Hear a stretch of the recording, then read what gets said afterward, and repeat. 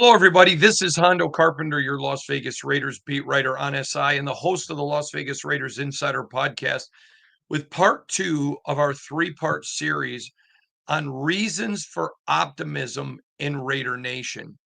Now, this is a very big deal inside of Raider Nation. There should be a plethora of optimism. A lot of good things are happening, and there are three big reasons, not just three, but there are three giant legs to the stool of why I think Raider Nation should be extremely optimistic, and we're going through them. Yesterday, we talked about point one, which was they finally have an alignment of leadership. Everybody, Mark Davis to Tom Brady to John Spytek, John Spytek to Pete Carroll. Everyone is in alignment.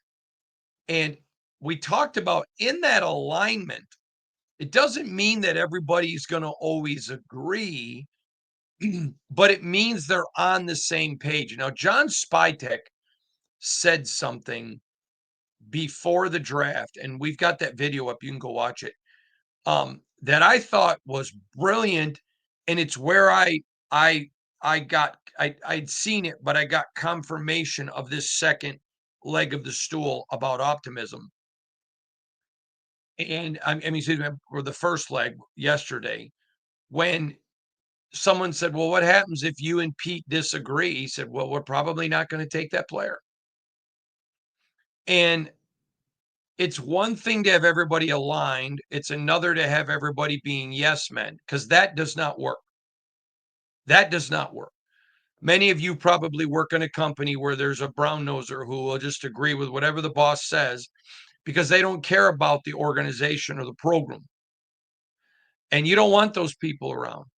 There is wise counsel when you have good counselors. Now, you want wise counsel. You can have a lot of voices talking and there's not wise counsel, but you want wise counsel. And the Raiders now have an alignment. People can speak up, people can disagree, and they're in alignment. I'll never forget this as long as I live. We were somewhere when I was young, and we ran into a couple that we had known, and my dad asked this young couple, how's marriage? Great. We haven't disagreed on anything. We've been married for 3 years. It's been perfect. My dad put his hand on his shoulder and said, so you haven't been married that long? And he goes, why? And he goes, because if marriage continues to go on and there's never, doesn't mean we're talking about arguments, but there isn't ever even a disagreement, then one person's just kind of keeping their mouth shut and not feeling comfortable to express themselves.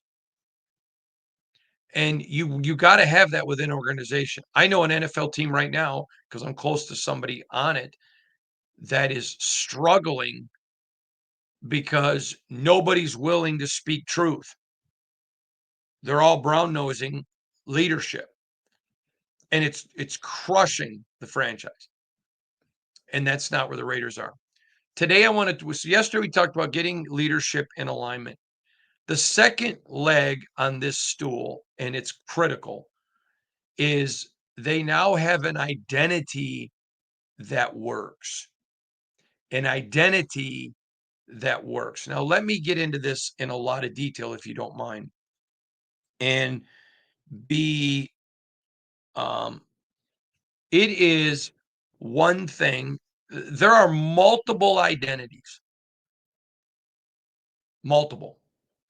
Let me give you a great example. You guys know that I value fatherhood. There is no, um, there are great fathers who are of every color. So you can't say, well, just a Latino guy is a great dad, or just a black guy or a white guy, whatever. You can't say that. So the color has nothing to, so fathers all look different, but great fathers all have certain qualities. I remember, not the way they look, but they have certain qualities. Here is why this is so important. You can have an identity in the NFL that's different than other people. But do you have a winning identity? Here's another point. Tom Brady. Many believe, myself included, the greatest quarterback to ever play in the National Football League. Ever. Okay. I also believe Patrick Mahomes right now is the best quarterback in the NFL, and he is absolutely generational and elite. Now, follow me for a moment. Has nothing to do with color, two different colors. They run two different systems. But what they both have are certain qualities. Remember, I talked with you the other day about skill set, mindset. You want a team with the same mindset, but obviously different skill sets. So when we begin to dig into this today and talk about they finally have an identity that works, I need you to understand. Remember, I've shared with you before, people who define the words control the conversation. So when we speak of identity, we're not just speaking about the way they play, we're speaking to a mindset of the play. So let me dig in now and really get into this and pull out the excavator and start taking off the top layer of soul and start explaining to you what I mean. The Raiders want to be a running football team. The Raiders are going to be a running football team. They've put the investment in the draft pick. They've put the investment in a lot of areas. Jack Bech is coming in to not only be a great receiver, he is a phenomenal. In fact, I was told yesterday that he was probably the best downfield blocking wide receiver in the draft. So that's the Raiders' identity. Now, there are some teams that want to pass first, and that's okay. That's not a losing identity. It can be because you got to be able to run the ball at some point. I mean, look at Dan Marino in Miami. They were, for many, many years, pass first. Didn't win a Super Bowl, but it was still a winning identity. My point is simple here. The Raiders have an identity, and they're on that page with that identity. They have an unflappable commitment to that identity. They know what they want to do on defense. They understand they want a tough, bully football team. Now, I'm not going to name a player, so don't ask me. But there was a guy in this draft that a lot of people wanted the Raiders to take who I knew was not going to be a Raider. I had been told before the draft, great kid. And he is great kid. Competitive, but not a guy that in love with the game and plays it like a bully. Wasn't going to be a fit for this culture. So they were not interested in him in this culture. See, when you have an identity, part of the biggest thing is be committed to that identity. Is every draft pick you're making, okay, you need a wide receiver, and Jack Bech is a great one. Only dropped one ball last year. Okay, great wide receiver. But he's also the best downfield blocker in the game, in the draft, excuse me, and you want to be a running team. There was some other wide receivers that got more attention that weren't as tough as Bech. Was not going to be a fit. And so it's one thing to say you have an identity. It's another thing to remain committed to that identity. Okay, so let's look real quick just at last year. Coming into the year, we want to run the football. We want to run the football. We want to run the football. What did they not do? Run the football. There was decisions that were made that were not conducive to being a football running team. There were play calls that just literally made no sense. I told you about this in the midst of the year before Luke Getsy was terminated. I had a super successful offensive coordinator say to me, "Is Joe Philbin on the staff? And why in the world are this?" They said the Las Vegas Raiders play calling makes literally no sense. So you can say you have an identity. That doesn't mean anything. Do you have an identity? Do you have it? You can say it, but do you? I mean, you could say, I'm a father, okay? And your children are living in utter poverty and you leave and you're driving a Corvette, buying a new fishing boat, and you're doing nothing to provide and take care of your children. Okay, you may be a sperm donor, but you're not a dad. Dads are in it. Now, we do know there are cases where dads are precluded. They have no control. I'm not talking about that. We're speaking in just a narrow generalization here. But you're not a dad. And you can say, "Oh, we're a football we run the football." No, you didn't. An honest reflection of last year's Raiders. Pre I'm trying to how I want to word this. An honest evaluation of last year's Raiders were you fooled yourself. You wanted to be tough, but you weren't tough. Some of your guys were, but it was not a holistic team wide. And we're a football running team. We line up and no, you're not.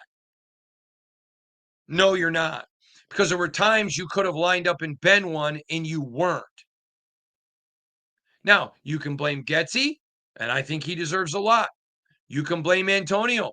I think there's plenty there that he deserves. But the point is, it wasn't who you said you were. It was disingenuous because the commitment was not there to be it. The commitment wasn't there. The all out. Okay, it goes back to everyone healthy is playing in preseason. Period. And Davante didn't. He didn't. I know that he came up with an injury. Not doubting that. But I know there were a lot of people that said he was healthy. He should have played. I'm not saying Davante was not truthful. Not saying that at all. I'm just telling you what I reported, which was there was a lot of people mad. I don't want to play. I'm not going to play. It's not what I do. He's going to. And injury. Just saying. You can't be one. You can't say you're something and be. It's called being disingenuous. And the Raiders now have their identity. And listen, I like the commitment to the running game football style. If I was an owner, I would say this is what my team is going to be. I love play action passing. I love taking your shots down the field, but I love that slobber knocker, set up, play the game of football and go at them. I love that. I mean, I'm friends with Kenny King Jr. Love you, Kenny. And but one of the things I loved, and I wore a neck roll, in high school because watching his dad run with an old school neck roll, man. Was there ever a guy that just looked tough and ran tough like Kenny freaking King of the Raiders? All right. Was there anything tougher than looking at Todd Christensen? He's just tough. Was there anything, Millen in the scowl, Gene Upshaw, Jack Tatum, Art Shell, Kenny Stabler, that even though he was just the Rico Suave guy, you just knew tough. Flores with the shades on, man, he just looked like it like a godfather. Al Davis, the jewelry, the ear the glasses with the chain. It just they exuded toughness, and they played that way. I mean, you may have beaten the Raiders, but you felt it. Okay, you can talk about, "Oh, we're tough." I will never, ever forget this, but when my dad, when I was young, talking about dealing with bullies, he goes, "Son, bullies are" talking about vocal bullies. He goes, "They're really insecure people." And he said, "They're just trying to convince you that they're tough because they don't want to be exposed that they're not." And I was dealing with a situation as a young kid. Remember, these were different times. He said, "If that guy ever does that to you again," he goes, "I just want you to hit him as hard as you can right in the nose." He goes, "You hit him as hard as you can. And if you get in trouble, you just tell him to call me." And I'm like, "Dad," he goes, "but he's so tough." He was older than me. He goes, "Just trust me." And then he goes, "The tough ones don't have to tell you. They just know. They know that you're going to feel it and you're going to experience it." Okay. Max Crosby's one of the nicest people you'll ever meet. He is genuine. He is warm. He is kind. He is straightforward. The depths of my respect for Max Crosby go all the way back to when he was a freshman in college. You all know that. We've talked about it ad nauseum. Max Crosby doesn't have to tell you I'm tough. You just step on the football field or put on the tape, and you know that he is. He doesn't have to act like a bully. He is one. He is one. Awesome husband, terrific father, great son, great friend, giving, caring. All of that is true.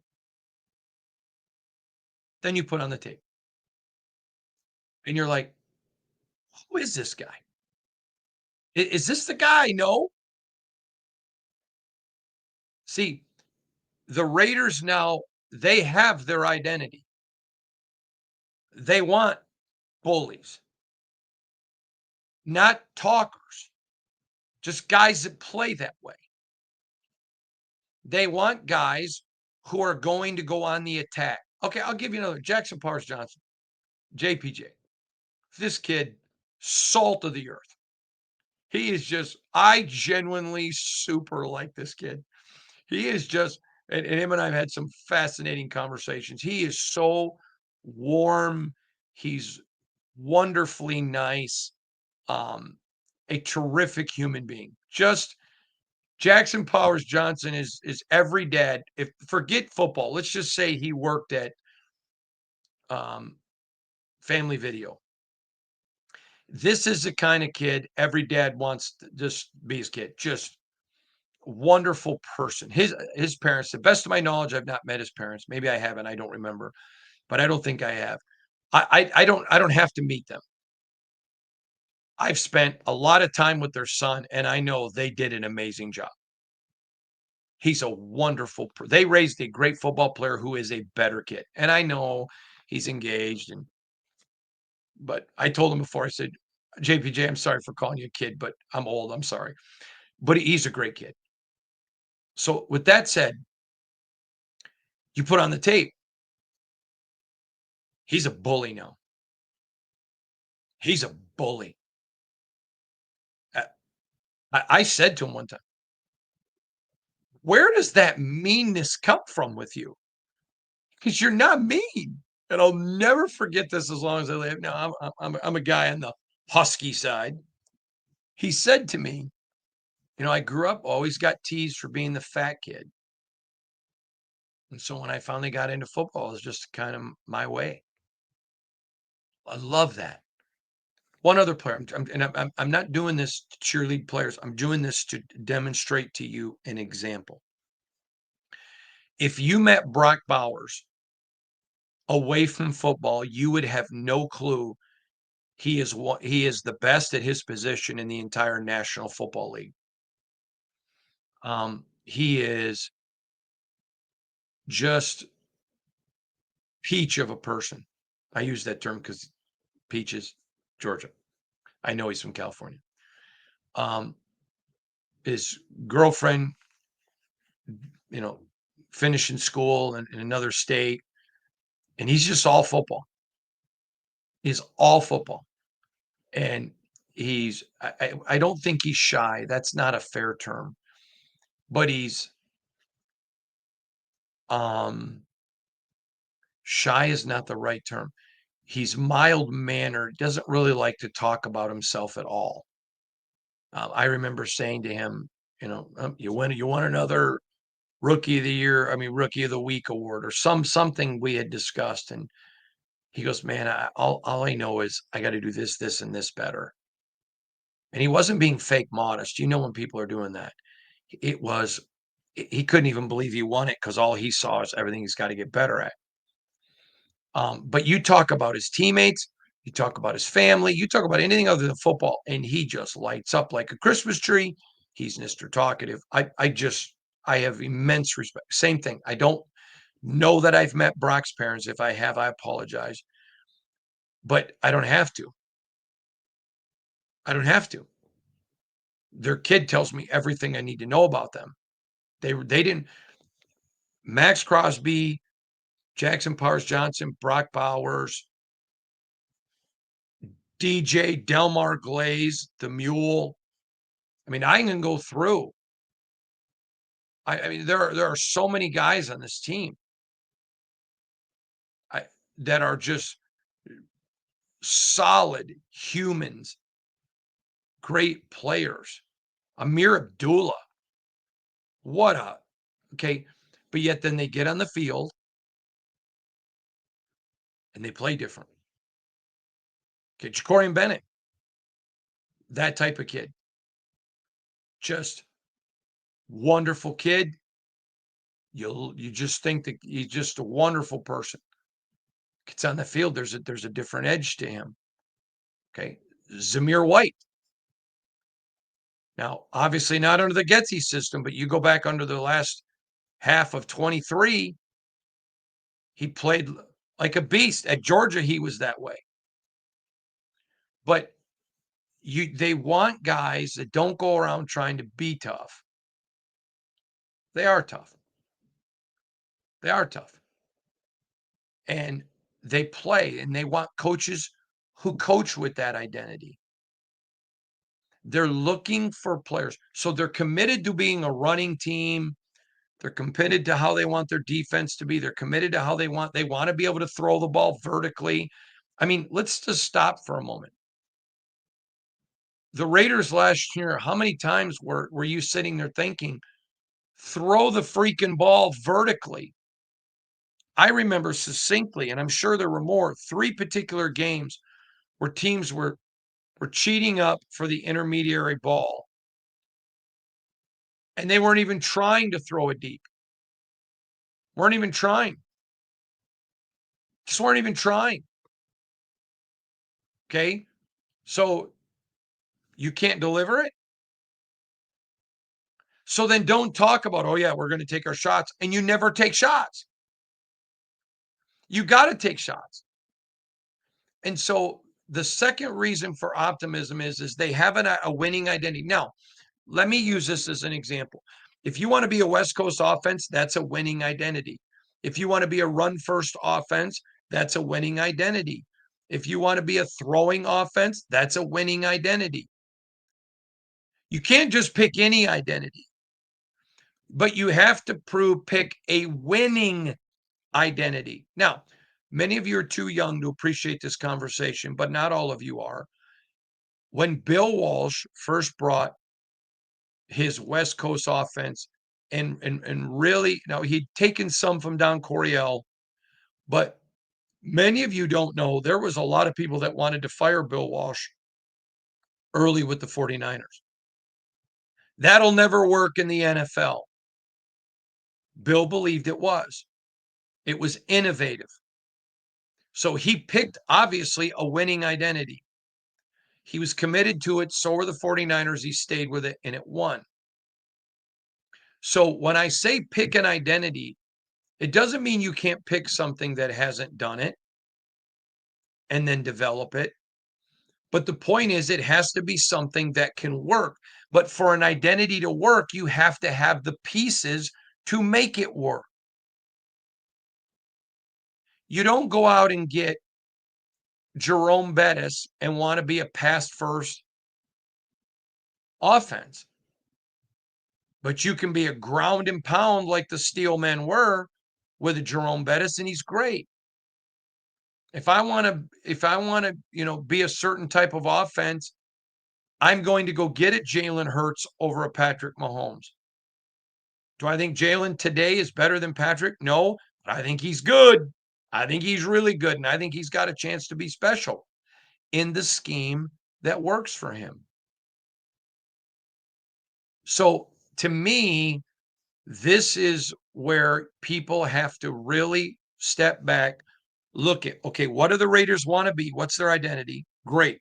Are they committed to it, top to bottom? No wavering. No wavering. Is this what, and I'm using the term we because I'm speaking from their standpoint, is this what we are going to be? Yes. Is everything we're doing committed to being this? Yes. That should encourage you. For 4.5, I'm going to go back and fix this. For 4.5 of the first 5 years I covered this team, I saw a team that there was a lot of talk, but not a lot of stability, not a lot of commitment. There was not what you see today. The only real time in the previous 5 years I covered the team where I thought the team was getting aligned to what it wanted to be was when Rich Bisaccia was leading. Even with John on some things that are just, it seemed like they would juxtapose. Josh McDaniel, too much juxtaposition. This is the first. Now, they haven't played a game yet. So we very well may get into the season. I do not suspect it based on how they have lined up leadership. And if that changes, I will be very critical of it, but I don't anticipate it because none of these men have demonstrated that's who they are, that they flip-flop, that they juxtapose. And I think you're sitting here today and you're a Raider fan, you are absolutely jacked up. Point number one, you have alignment of leadership. Number two, you know your identity now. And you have a commitment to making that happen. I'm gonna end with a very telling story. I have a very dear friend that sat down with his wife and said, I would like us to make a 2-year commitment to get out of debt. Let's just not spend money anywhere. They had 2 children, but were very, very young. He goes, obviously, we'll get them something on their birthday and Christmas, but we're just going to agree that we're not going to do any debt for 2 years. He goes, and then we'll set ourselves up to live debt free the rest of our life. Great. They make the commitment. So I'm over there at their house having dinner one day, and they have this new car.